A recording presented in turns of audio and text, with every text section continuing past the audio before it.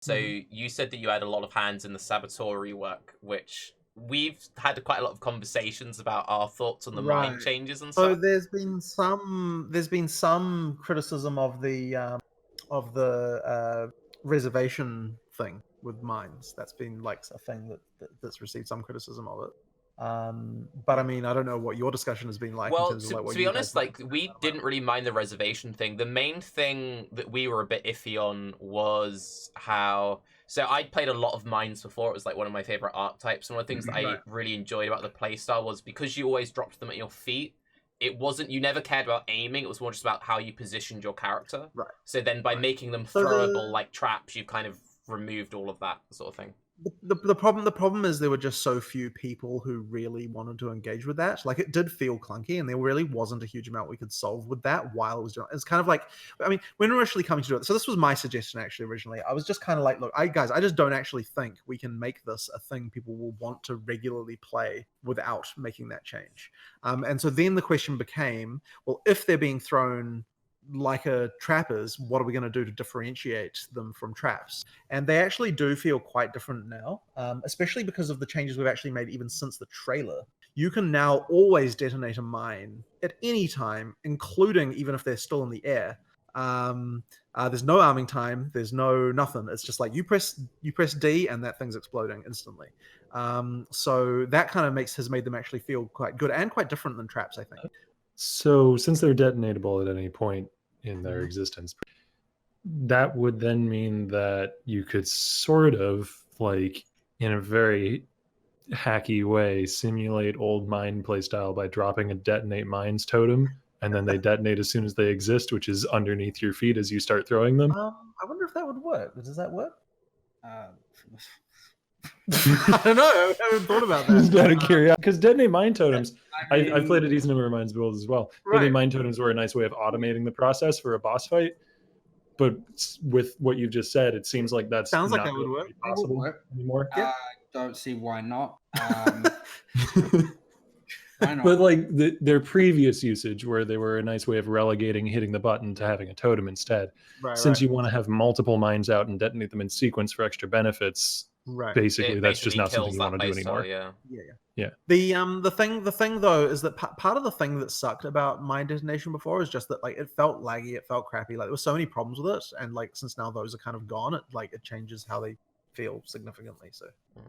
My general feeling on it is like I'm really okay with what I've seen of the skills that you guys have made, like the baked in mine skills and all that stuff. And I like this design as a concept, but I also really liked old mines, and I just wish I could have both. Like I want new mines to be like called grenades or something, like Raiz. There was a team member who kind of reacted a little bit like that as well when we were talking about that at a meeting. Like it reminds me of that XKCD comic where it's like no matter what you do, there's always someone who's got a use case that like is a bit. So to me, it's sort of it's like as far as I was concerned, like it really seemed to me like I really hate the existing gameplay, but like I'm not enjoying it. Like I've never found a fun use of mines personally. But then it's funny how there's always someone out there who actually really enjoys that. So it was a surprise to me, but there were actually people enjoying it. Generally, no matter what we change, there will be a subset of people that aren't happy with the change. But the thing with the mines though is that I seem to remember that the discussion we initially had when we were discussing doing mines at all, I think was kind of like the only reason people ever use mines, kind of like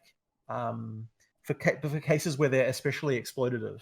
Because the downside of having to actually lay them at your feet was so extreme that people would only use them in those cases. And I think that's really how we were framing our thinking about it. I mean, there are obviously some other cases. We didn't see a lot of use of mines outside of a small subset of skills for such a long period of time. And none of those things there are like really mine-like, if you know what I mean, like in how and what the gameplay is like. It's more just like using mines because they happen to be an exploitative way to increase your damage.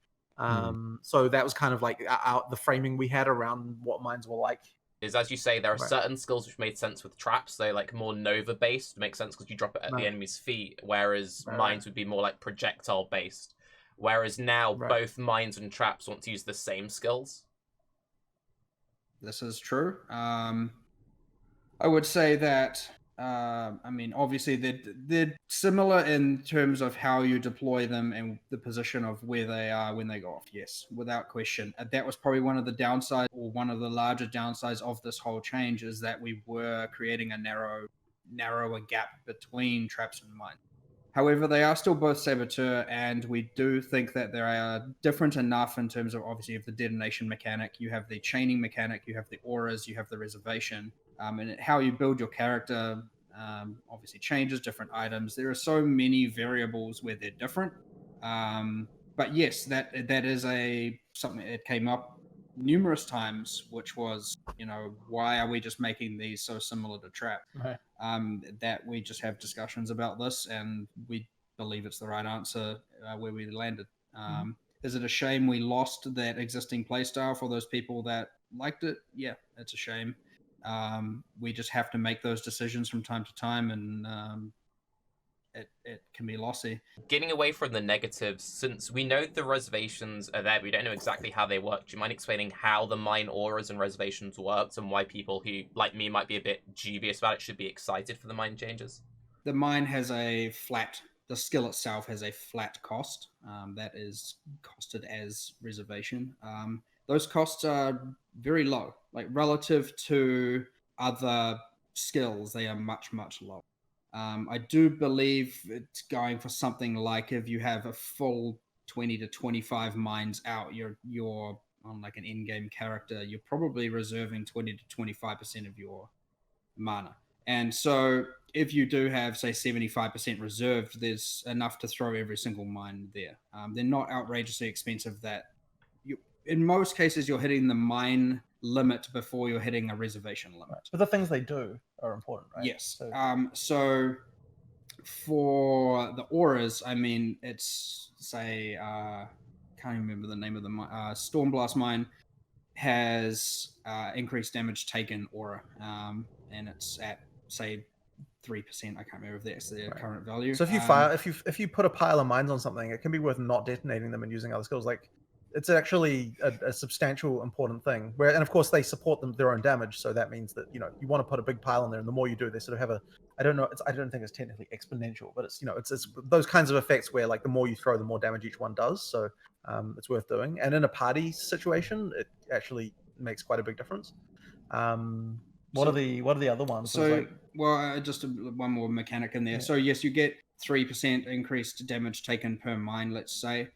20 mines, obviously you get 60%, 100% increased aura effect puts that to 120%.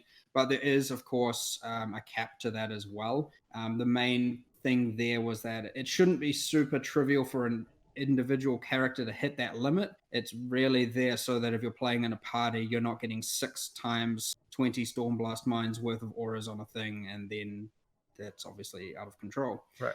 So other ones is, say, the Cold Projectile Mine. It got renamed recently.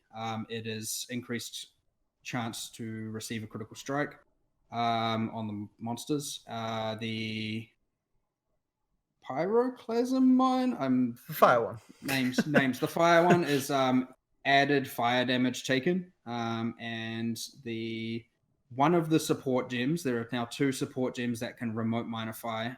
One of them is X% chance to take or receive double damage. So yes, you get to pick or do combinations of them. A lot of the time you won't do combinations.